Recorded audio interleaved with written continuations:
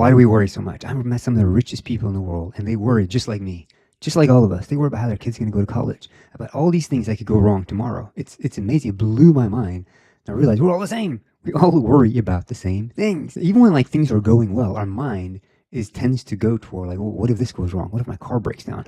Like, what if I lose everything I have? Like, our mind just wanders to a future that is difficult, very, very difficult. So I was going to go to the Bible and find a passage that relates to this. And in this case, Jesus was teaching a crowd of people.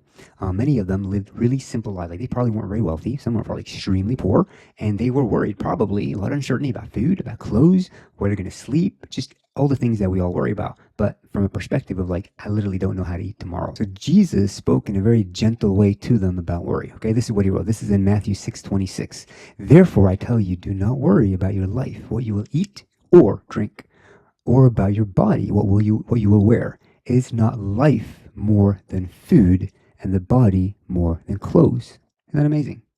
What an incredible verse. What an incredible thing to say to people as you're sitting there looking around you. People are all just probably dirty clothes, holes in them. Just you can see the worry on their face. Sometimes you're just like, man, they have had a hard life. And I bet there's a lot of those people just sitting there looking straight at Jesus, and he being like, wow, these people really, really have a tough life. So why would he say this? Well, he's trying to give them a different perspective. So he says, look at this. Look at the birds in the sky.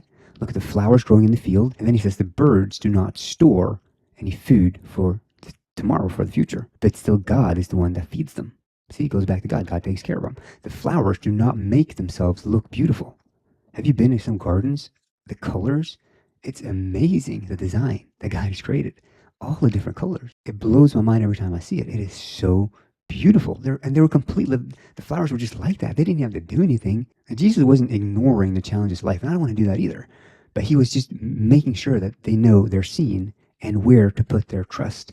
I mean, I don't want to be one of those guys, oh, you stop worrying and you gotta blah, blah, blah. Like, I know what it's like to have to stress about that. And I'm going through some very challenging things right now, which is, I'm not just talking to you, I'm talking to myself as well. I know what it's like to not have money. And I'm not one of those guys who has millions of dollars in the bank and telling you guys to be like, oh, you need to stop worrying, you need to do all these different things.